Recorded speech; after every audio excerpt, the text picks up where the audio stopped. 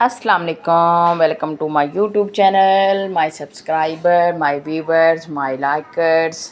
कैसे हैं आप सब? खैरियत से हैं? उम्मीद करते हैं आप सब खैरियत से होंगे। आज हम बात करने वाले हैं मलेशिया के वीज़े की, कि मलेशिया आने के लिए कौन सा वीज़ा लेना चाहिए। तो सम टाइम ये होता है कि हम जो हैं वो एजेंट हजरात के हाथ में चढ़ जाते हैं और हमें खुद भी पता नहीं होता कि कौन सा वीज़ा लेना चाहिए और कौन सा नहीं लेना चाहिए। और सम टाइम हमें पता भी होता है लेकिन हम शॉर्टकट मारने की कोशिश करते हैं कि चलो शॉर्टकट मार लिया और जल्दी से काम हो जाएगा, तो इस तरह जल्दी इजीली पहुंच जाएंगे। बाद में हम यहाँ आते हैं मलेशिया में, फिर वो हर रिश्तेदार हमें बुरा लगता है जो वहाँ पे रहता है। वो जब हम पाकिस्तान होते हैं तब तरले मिलते करते हैं, जी हमारे साथ कोई बर्ताव करें, हमारे बुलाएं हमें, हमारे मसले मसाइल बहुत हैं ये वो। तो जब यहाँ पे पहुँच जाते हैं तब एक तो काम करने वालों के नखरे नहीं ख़त्म होते। अगर नखरे ख़त्म होते हैं तो फिर हम जो है वो जिसके पास आते हैं उसको ही हम कुछ नहीं समझते, उसको ही हम समझते कि पता नहीं ये कोई पागल है या जो भी है। तो ये सारी चीज़ें आपको पहले बहुत सोच समझ कर आनी चाहिए।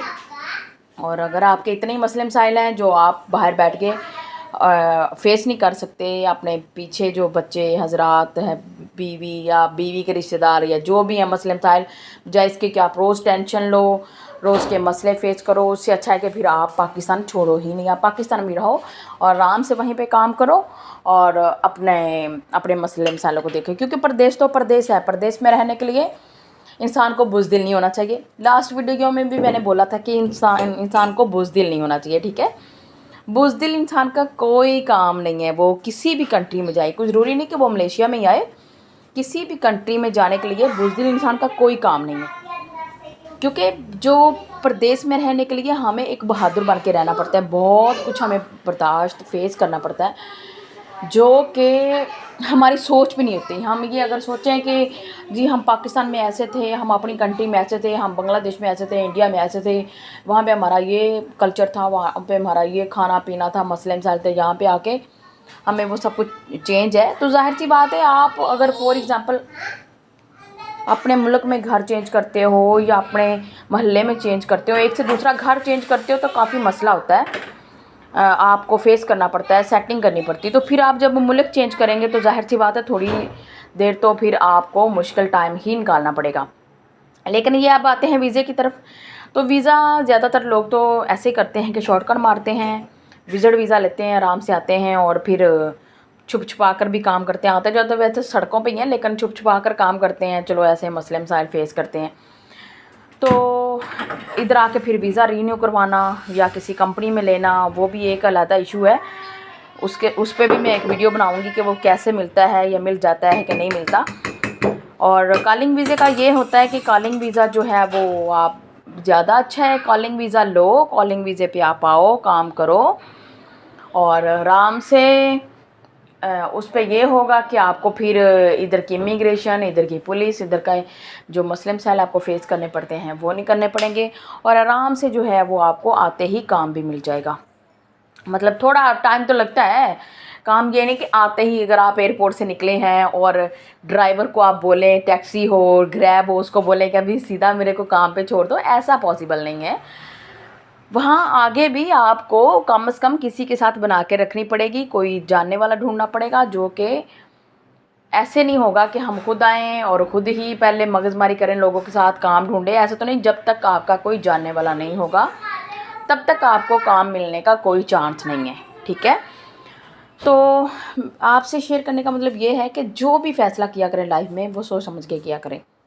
ऐसे नहीं कि फ़ैसले जो हैं वो कर लिए, भाग पड़े, अपना मुल्क छोड़ दिया, लेकिन वहाँ पे बाहर जाके फिर रोना धोना शुरू कर दिया, फिर बोला कि हमारा ये मसला था, हम आना नहीं चाहते थे लेकिन हम आ गए, अब हम जाना चाहते हैं। तो बजाय इसके कि आप पहले 4-5 लाख विजिट पे लगा के आएँ, फिर आएँ और अपना जो टाइम भी वेस्ट करें और फिर वापसी का रास्ता अख्तियार करने के लिए आपको 4-5 हज़ार रिंगट या 6,000 रिंगट लगाएं और फिर वापस जाएं और फिर वही अपने रिश्तेदारों से बातें सुने, मोहल्लेदारों से बातें सुने, तो वो आपका पैसा भी वेस्ट होगा, आपका टाइम भी वेस्ट होगा। इस वजह से आपको चाहिए कि पहले सोच समझ के हर फैसला करें। सोचे समझे बगैर हमें कोई फ़ैसला नहीं लाइफ में करना चाहिए। तो मैं तो ज़्यादातर यही आप सबसे कहूँगी कि भाई आप लोग ऐसा किया करें, कॉलिंग वीज़ा को फ़ोर्स किया करें, कॉलिंग वीज़ा लो।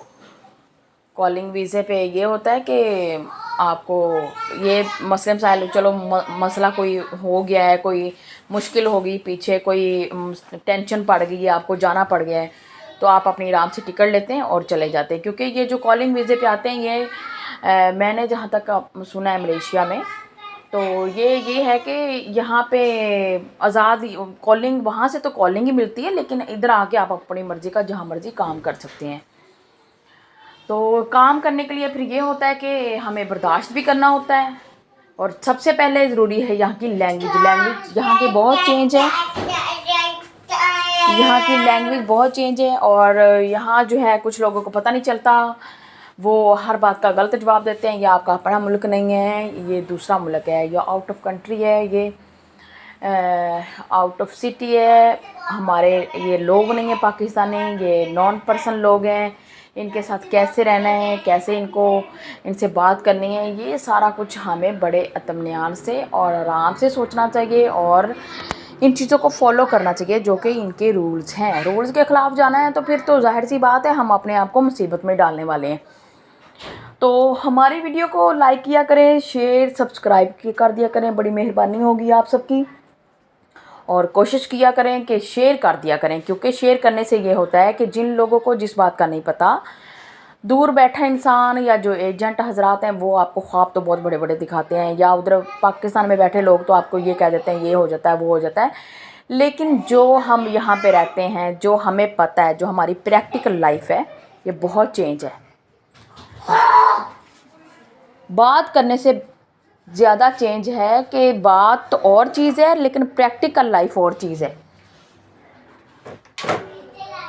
तो अगर आप लोगों में से किसी को भी वीज़ा चाहिए हो, किसी को विज़िट वीज़ा चाहिए हो, या फिर कॉलिंग वीज़ा चाहिए हो, या फिर फैमिली के साथ आना चाहते हो, एडजस्ट होना चाहते हो, तो आप ज़रूर मुझे कमेंट्स में बताएं, मुझसे शेयर करें, मुझे कमेंट करें, मुझे बताएं कि आप लोग कौन सा वीज़ा चाहिए। हाँ, ये है कि मैं कमेंट के ज़रिए आप लोगों की हेल्प कर सकती हूँ, आपको गाइड कर सकती हूँ कि आप इस तरीके से आएँ, कब आएँ, कब नहीं आएँ, कितने आपके पास पैसे होने चाहिए, यहाँ पे कितने का घर मिलता है, कितने की ग्रॉसरी होती है, कितने बिल आते हैं, क्या कुछ फेस करना पड़ता है, स्कूल कैसे हैं, शॉपिंग मॉल कैसे हैं, यहाँ पे जो खाना पीना ये ग्रॉसरी का सामान है वो सब कहाँ से मिलता है, ये सब कुछ फिर मैं आपको बाद में गाइड कर सकती हूँ। लेकिन ऐसा नहीं है कि आप बस सुबह उठें और ख्वाब में देखें कि आप मलेशिया पहुँचे हैं और मलेशिया आके आप मसले मसाइल फेस कर रहे हैं, तो फिर ये सारी चीज़ें अच्छी नहीं हैं। सो आप सबसे मैंने शेयर कर दिया आज का ब्लॉग। इंशाल्लाह फिर एक नए ब्लॉग के साथ आपके साथ हम मिलेंगे, और आप हमारे चैनल को लाइक सब्सक्राइब किया करें, प्लीज़ शेयर किया करें, अपना ख्याल रखिएगा और दुआ में याद रखिएगा। अल्लाह हाफिज़।